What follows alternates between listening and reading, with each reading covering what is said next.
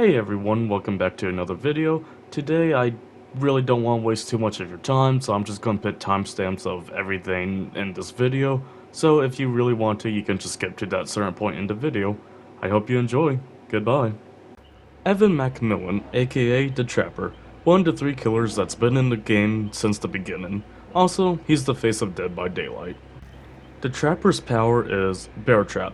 Now if you really want to, you can pause the video and read what his power is, but why read when you can watch a video dedicated to doing that for you?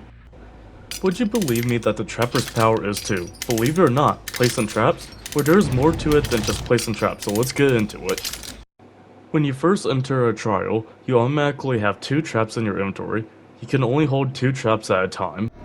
You have 10 traps in total to use, and you can see the other 8 around the map glowing white as soon as you spawn in.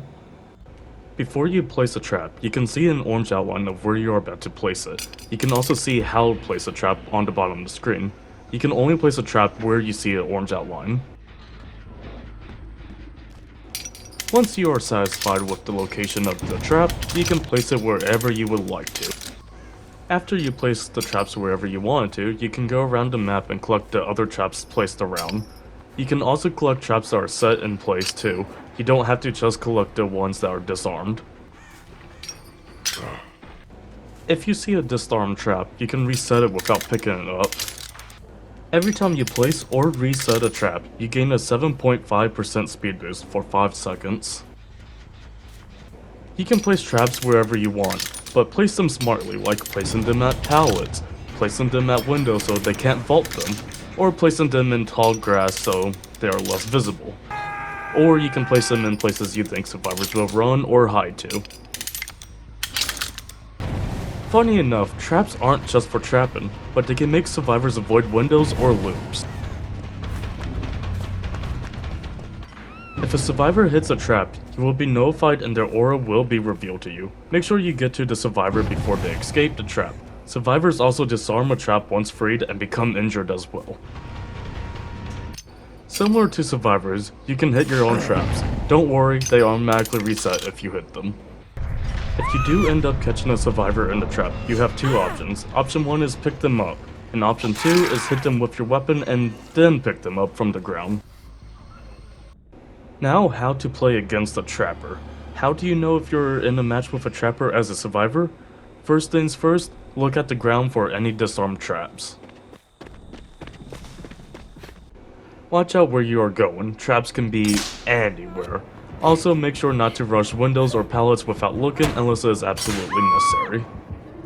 If you do end up getting caught in a trap, you can free yourself, which may take 1 attempt or 50. Not really 50, but it might as well take 50 because it takes so long and the trapper will just catch up to you by the time you actually free yourself.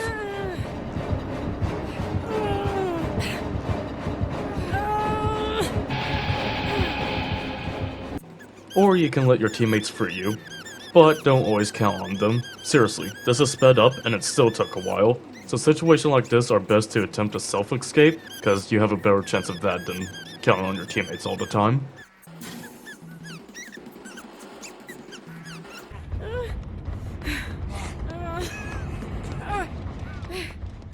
If a teammate is near you, they can free you first try, every try. And finally, the best defense against Trapper is to disarm his traps as soon as possible.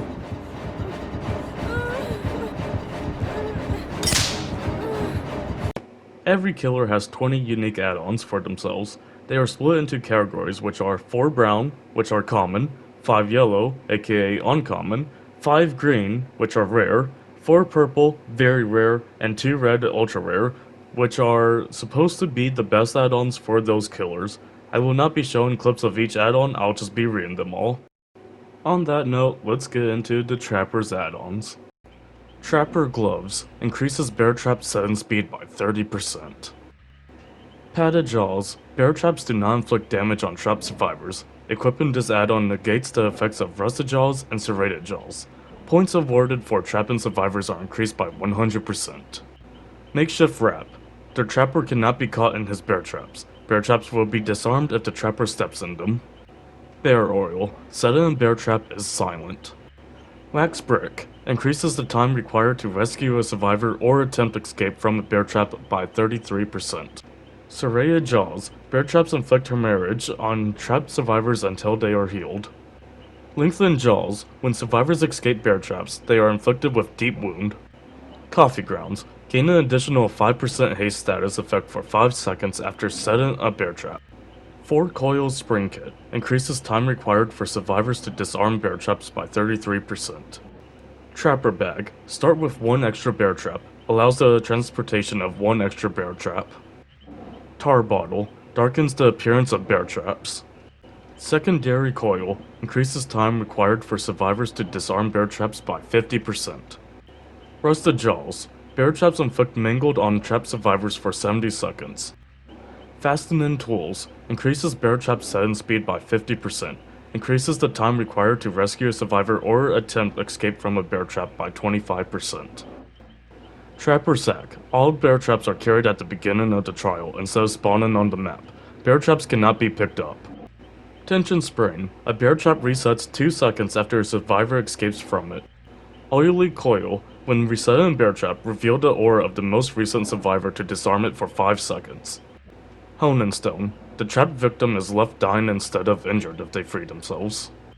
Iridescent stone, every 30 seconds, 1 closed bear trap chosen at random becomes set.